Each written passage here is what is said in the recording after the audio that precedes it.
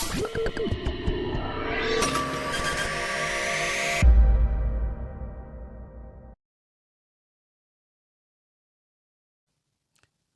everybody, welcome to Nazo Circus. How you doing?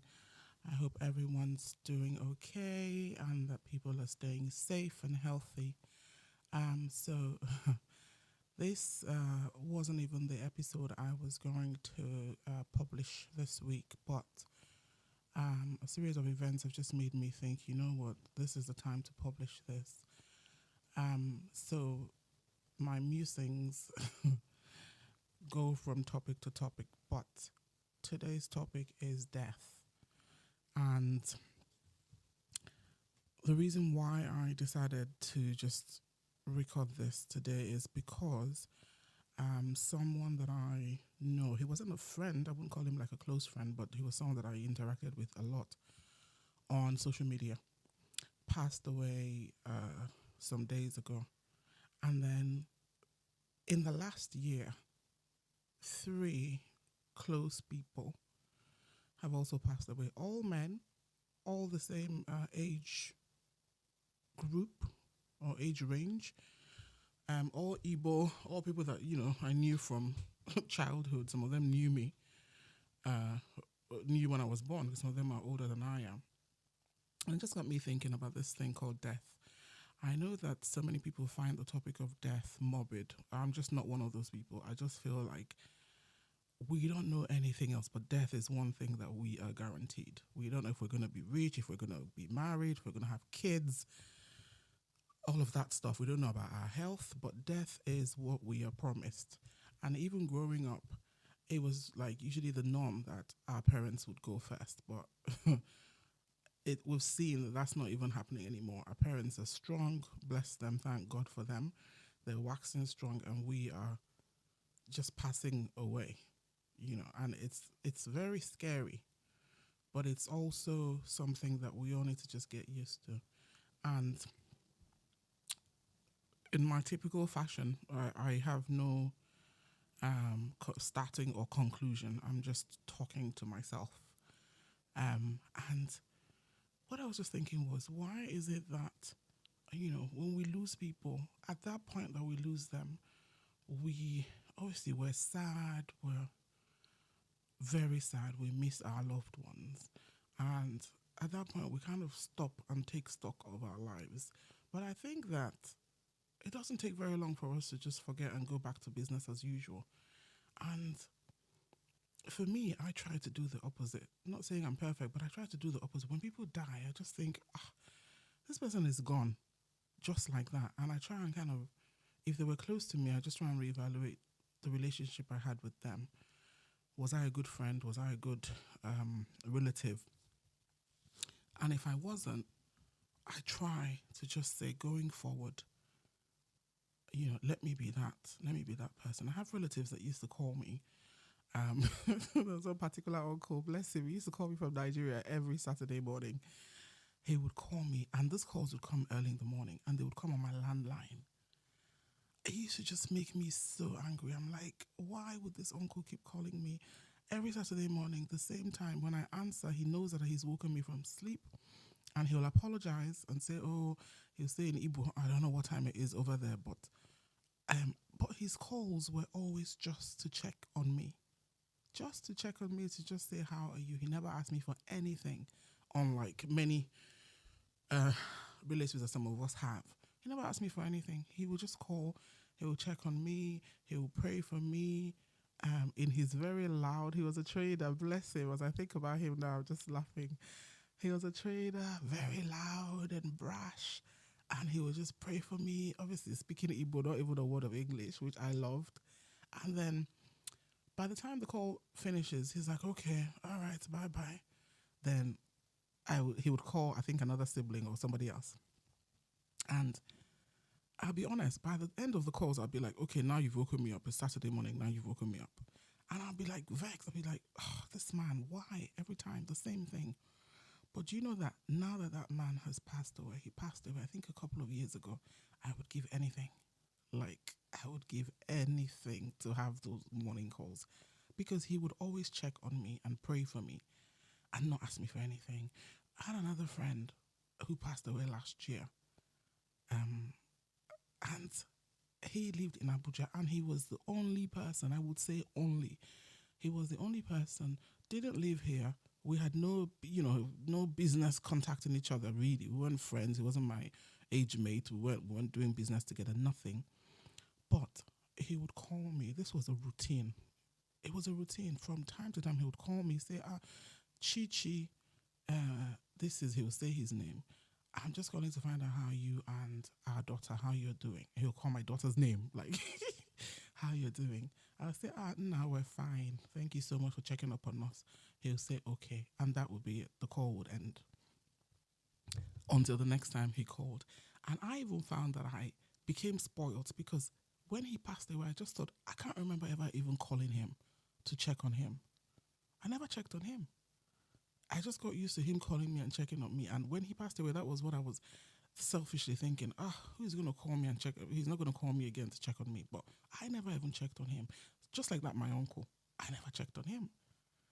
Then another auntie of mine who passed away some years ago, my mom's auntie, my mom's cousin, she would call me. She lived in London, a bit older.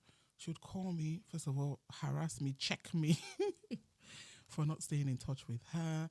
But I loved her so much, and I would just say, Auntie Biko, please, sorry. Okay, sorry. And that would just make her weak because I wouldn't even argue. I'd just tell her, please, sorry. That is just London sometimes just takes over your life. And she will say, okay, I've forgiven you. And she'll call me at the oddest times. It could be like in the middle of my work day. I'm like, why is, they didn't even call her auntie. I used to call her. We had a term of endearment for her. I said, why is she calling? She just call me randomly, And I'll be like, when I get on the phone, I'm like, But now I would give anything, like, for her to call me. Anything. So this person that passed away last week, he wasn't, like I said, he wasn't my friend, but he was someone I interacted with a lot on social media, and once in a while, maybe if I made a post, he would ask me to send him the post so he can repost or whatever. Once in a while, but it was mostly social media banter. I think I only met him in real life once, but he's passed away, and I'm just seeing like the outpouring of love from everyone, and it just got me thinking. About death all over again. I constantly think about death. I think about it. I know that it can happen anytime. And I know that when I bring it up, a lot of people don't like to talk about it. And I do not understand why, because it's the one thing we know will happen. And this brings me to even when my parents were here and I was saying to them, we were just having a discussion. No, we were driving past a cemetery in Golders Green, a nice big cemetery. And then there's a crematorium opposite the cemetery. And there was a ceremony or something going on. No, so yeah, a funeral going on. And I said to I was in the car, I said, you know what, when I pass away, I want to be cremated. My mom thought it was morbid. She said, I don't want to talk about it. But these are conversations we have to have. Like, we are all going to die. Like, we're all going to die. So why are we not having these conversations? I want to be cremated. I know where I want to be buried, and I know why I've made the decision for where I want to be buried. It's my choice where I want to be buried. It's my choice. So I've made that decision, and it's not about making that decision. It's also about telling your family members your decision, because if you don't, then that's a whole nother fight when you pass away that you don't even need. These are people that are grieving. Now they're having to fight. Rather than grieve, they're now fighting. So I think that it's the whole point, I think, of this may just be for us to just always think about death and the possibility that we can die any minute. We can die any minute. And therefore, we have to have those conversations as people. Doesn't mean when you talk about death, you're about to die, or you're ill, you're hiding a terminal illness. No, it's just you have to have these conversations, and not just have the conversations, put things in writing. Put things in writing. Have a will. That brings me to the will topic. Have a will. Some of us who don't have loads of, assets and, money stacked away somewhere, or property all over the world, we just think, we don't need a will. No, you need a will. You need a will, even if it's just to say, okay, when I die, this is what I want to happen. My old rickety car, give it to this person. Or, my child, if I die, and my child is still in the age of minority, please, I want her to live with this person or him to live with this person. Those are important things that we need to put in wills, but we just don't want to think about death. And therefore, we don't think about wills because we link wills automatically with death. So, everybody needs to have a will. You can will whatever. I've seen the most ridiculous, well, what we would call was ridiculous. I've seen wills that have said, these are the songs I want to be played at my funeral, right? So rather than leave people to be playing whatever, you pick your song. These are, and it's normally Oyibo people that do that. They're very specific. They know what they want and they put everything in their will. We don't do that. We don't do that. We just, when we die, everybody's running up and down guessing. People are planning your funeral. You may even be someone that never used to go to church. Then by force, your village church people are taking over your funeral. Or you may be someone that used to go to church, but it's just a mess. And all of this could be avoided just by putting things in writing. And the one that bugs me the most is the fact that I feel like some people just don't actually sit back and use this death to make positive changes in life. And by that, I just mean like if you're someone who's quarrelsome, who likes to beg grudges, who likes to, these deaths should show you that you can be fighting with somebody and tomorrow the person will just pass away. You now come and be crying more than even the bereaved. Because your own tears are deeper because you know that you and this person were not good just before they passed away. So for me personally, and this is just me, everybody can live their lives how they want to live their lives. Whenever someone dies, I mean, I try and do it regularly, not even death, but death is what always jolts it back. I just think, you know what? I try and think about people around me. How am I with them? If there's someone that I'm angry with or whatever, I just try and let it go. Just let it go. Even if the person wants to continue to fight with you, that's their problem. You let it go on your end, right? It may be, you may tell the person you let it go. You may decide within yourself, you know what, I'm no longer angry. This is silly, and you let it go. But and a friend of mine, when we have these conversations, we talk about traveling light. And by traveling light, we mean move around with as little burden and negativity and all that bad nonsense. Move around with as little of that as possible. Try. There's no point when people die, you come cry, cry, cry. And then in the next 2 months, you're back to your old self. You're quarrelsome and you're just not nice and just generally just not a nice person. So I think that if, in life, we have to use these experiences to kind of like check ourselves. Also, when people die, for me, it makes me just think about my health as well. Even if someone just died in an accident or whatever, it just kind of jolts me back to think, okay, what can I do health wise so I can reduce reduce the possibilities of death, right? As much as I can. I know I have no control over it, but I just think, what can I do? If I need to cut down, should I cut down? Should I lose a bit of weight? All that stuff. But for me, more importantly, it just reminds me to just continue enjoying my life. That's what it reminds me to do. Continue enjoying your life. Try and be at peace with people around you, or even if be positive with people around you. Check on people. That's a big one. Check on people. Even if it's a WhatsApp message, there's no point in saying, hey, I was trying to call them. I said I'll call them next week. Don't procrastinate. Yeah, that's what I want to say. Do not procrastinate. If someone comes to my mind, I message them. I don't care what time of the night it is. I just send them a quick message. They'll say, you just popped through my thoughts. My friends will vouch for me on that one.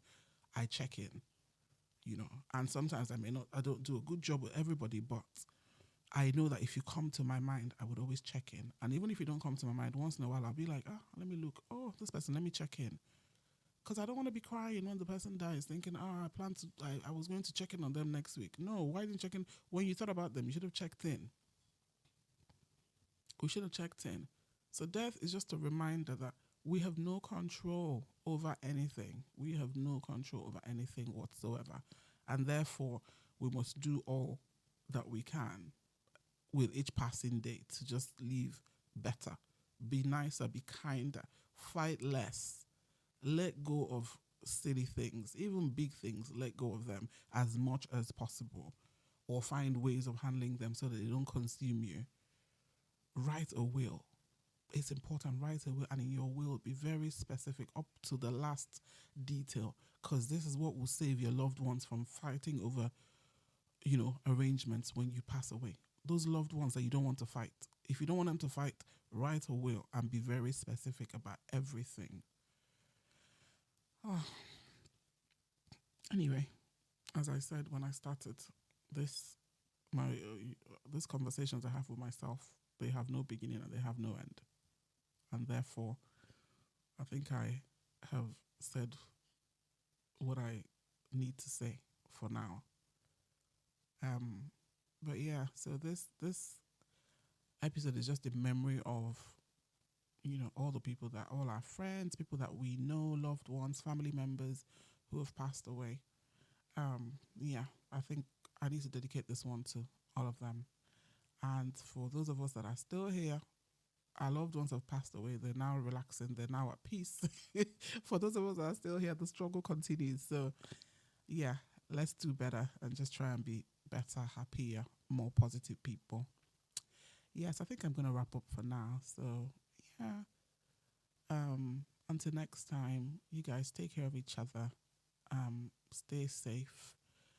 And I'm sending you peace, love, light, and happiness. Take care.